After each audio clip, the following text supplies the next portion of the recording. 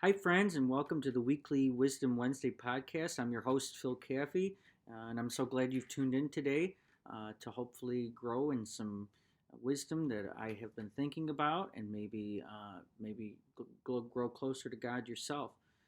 So I want to talk to you today about something that occurred to me yesterday. Um, that when I was in church, I'm recording this on Monday because I have time tonight. But at any rate, I wanted to talk about what occurred to me in church while I was there on Sunday uh, doing music. So I was thinking it was the time of the Lord's Prayer where we say the Our Father, and there's just been a lot going on. I mean, not bad or anything like that, but it's December. And as many of you know, I work for the church, and so December is kind of a busy month with Christmas and celebrating the birthday of Jesus. So it's a big deal.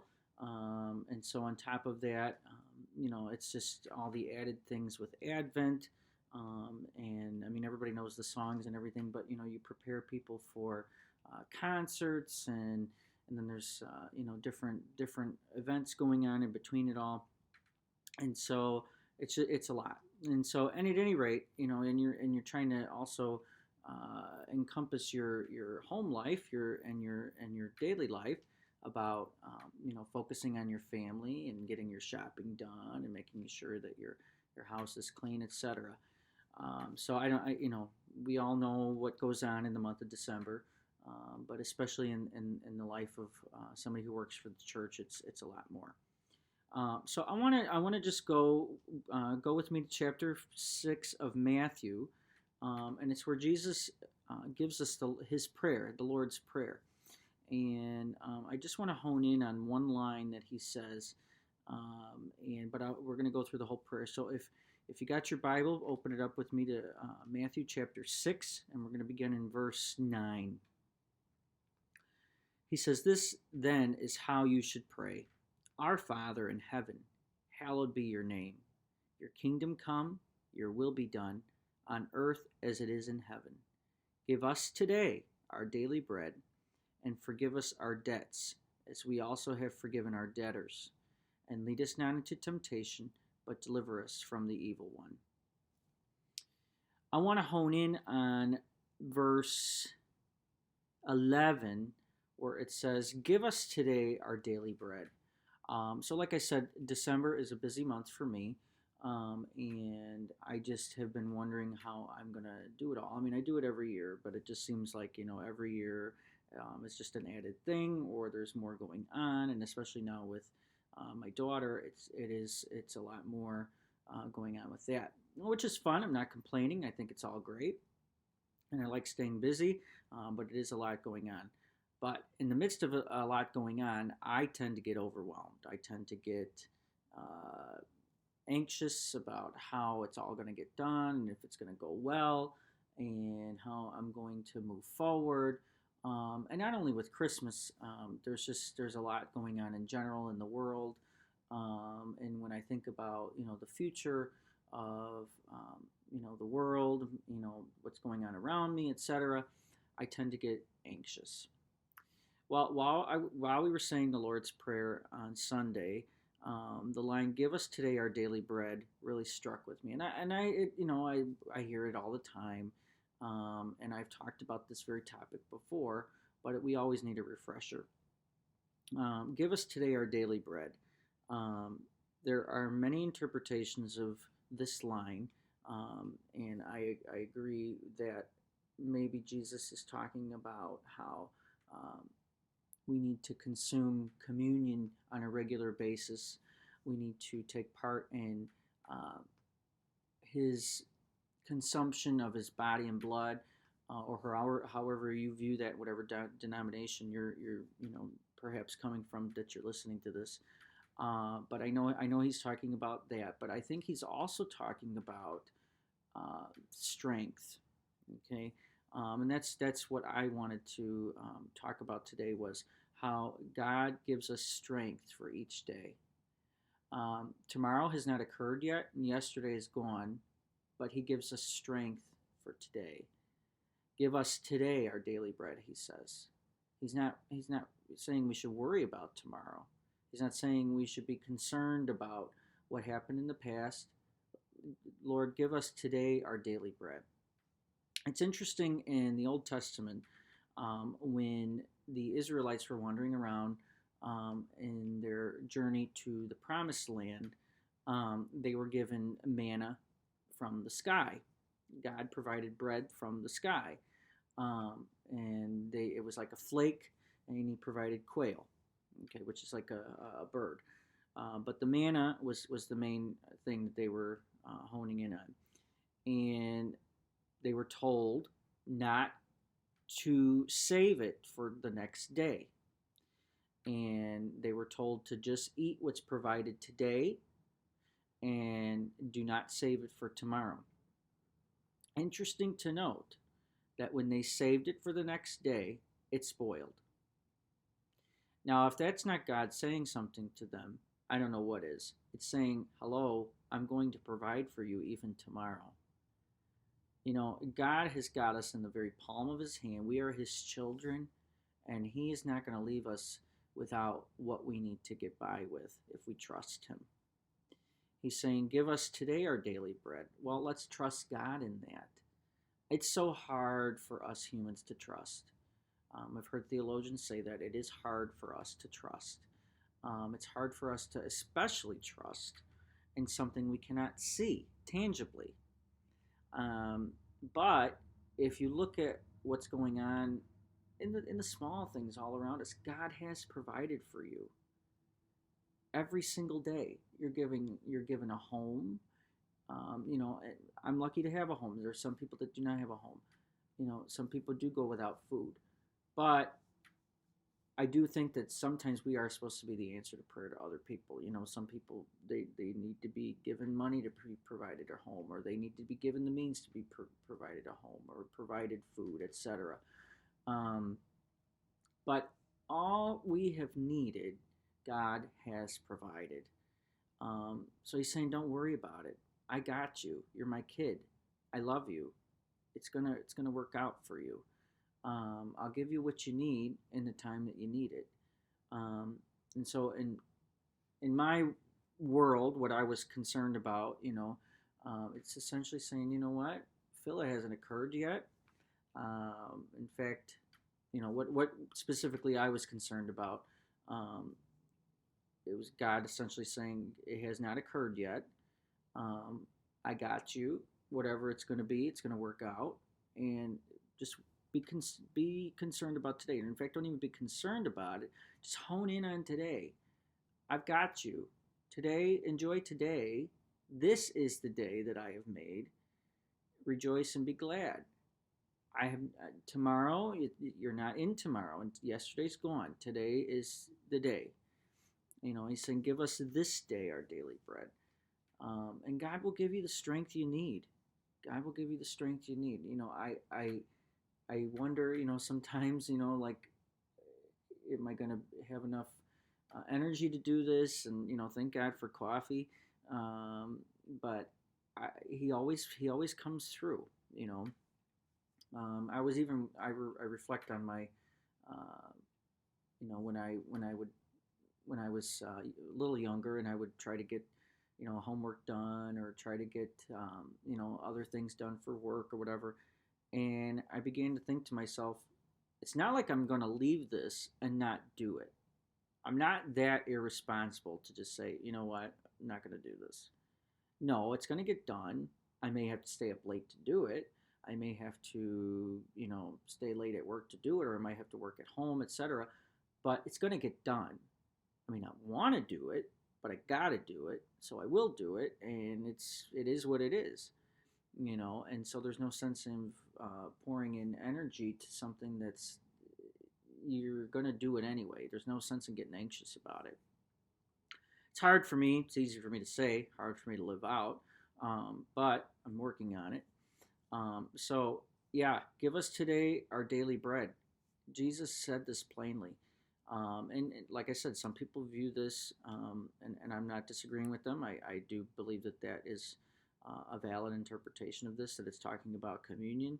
And I'm a big fan of corporate worship. We should be together in community, worshiping together. It's not supposed to be just a me and God relationship, a me and Jesus relationship. It's a we and Jesus relationship. And because we're supposed to grow in community with other like minded people, we are communal people. We're not meant to be by ourselves. In fact, that's why God created Eve for Adam so that he did not end up by himself. He didn't live by himself. We're not created to live by ourselves. We need to be in community with each other. And so, give us this day our daily bread. I do believe we are supposed to gather together, break the bread, eat it together, give each other strength for the journey that we have received from God, give each other encouragement, and to gather together in worshiping our God, our Creator, Jesus, who loves us so much. So I do think we're supposed to do that regularly. But I also think that God, this is another interpretation of it. Give us today our daily bread. God, give me the strength I need for today. Give me the strength that I need to get through what it is you're going to have me do today. And He will. If God's assigned you to do it, He's going to get you through it. There's not a task that God has set you up for that He's going to just leave you out there hanging. He's gonna get you through it. It's not gonna end up. I mean, it might not end up the way you want it to, but it's gonna end up if you trust Him, and this is what God really wants you to do. And if this is the assignment from God, He's gonna work it out for you. He's gonna work it out for you. I love the Lord's Prayer. The more I read it, it's many of the prayers. It's one of the first prayers we've all learned as children. Yeah, and I've often thought about maybe breaking it down line by line and maybe talking about it. But just in terms of right now, the line I'm honing in on today, I love it. Before that, it says, "Your kingdom come, your will be done on earth as it is in heaven." Um, yeah, I mean, if we just lived out the way we believe heaven is here on earth, we'd have a changed world. I don't think in heaven they're worried about where their next meal's coming from or what they're going to be doing tomorrow or how this is going to work out. They're not worried about it. They're not concerned. That's part of the way of your kingdom come, your will be done on earth as it is in heaven. On earth as it is in heaven.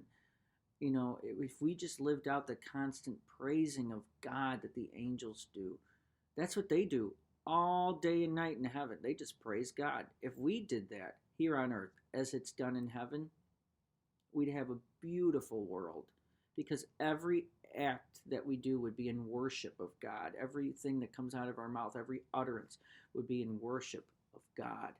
And I mean, it's all connected here.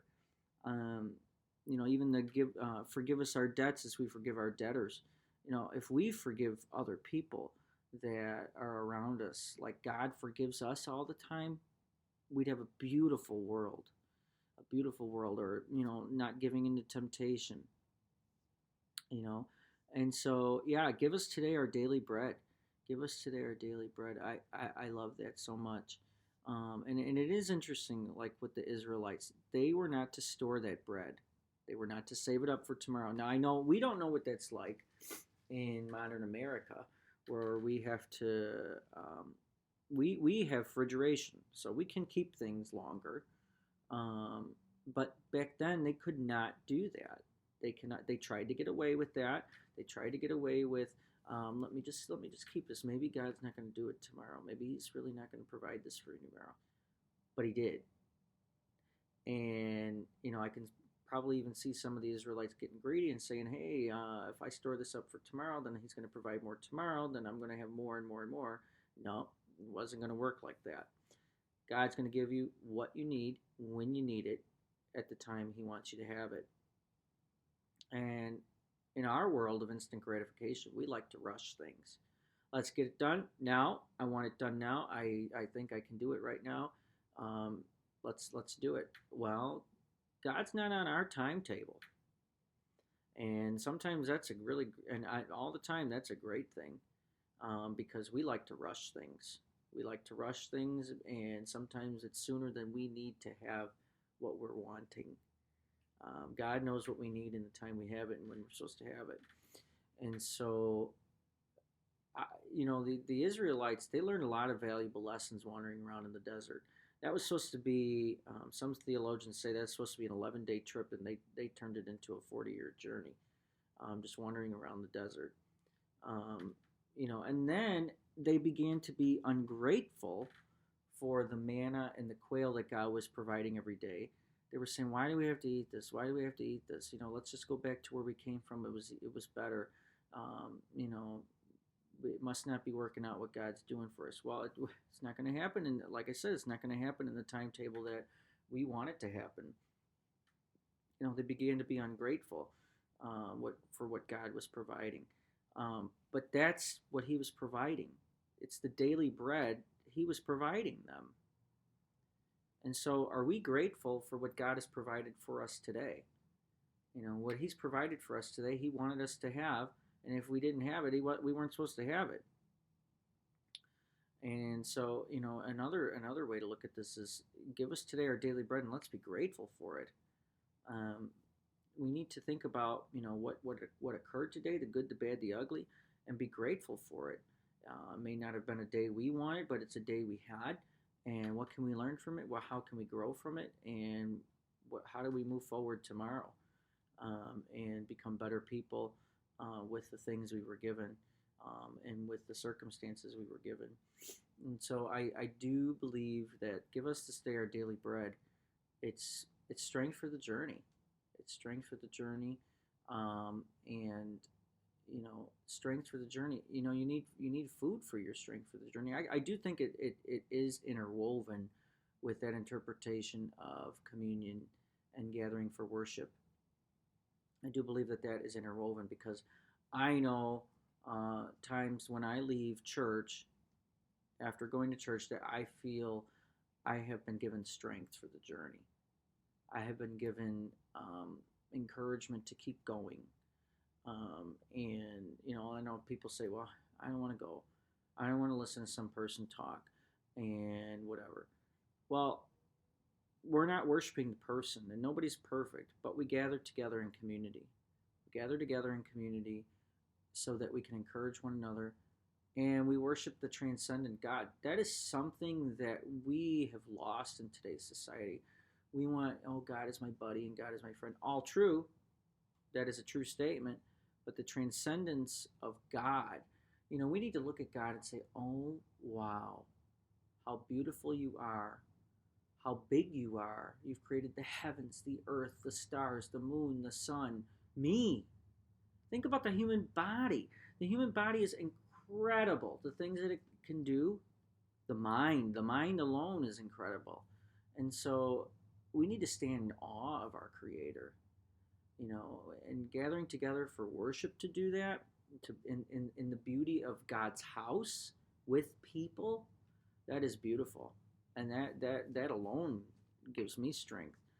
You know, um, Pews full of people praising God together, thinking about, um, you know, that they believe that God, is this big God, and they're drawing strength from God to impart strength to those around them. It's beautiful. It's beautiful. So gratefulness, daily bread, it's all interwoven.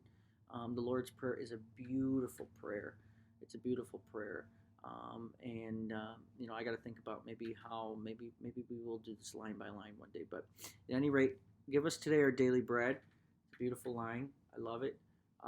So as we close today, let's say the Lord's Prayer together. So would you join me? Our Father, who art in heaven, hallowed be your name. Your kingdom come, your will be done, on earth as it is in heaven. Give us this day our daily bread, and forgive us our trespasses, as we forgive those who trespass against us. And lead us not into temptation, but deliver us from evil. Amen. And friends, thanks so much for tuning in today to the Weekly Wisdom Wednesday podcast. If you enjoyed this, be sure to share it with a friend. Subscribe to my YouTube channel or my Spotify channel, and you can listen to past podcasts.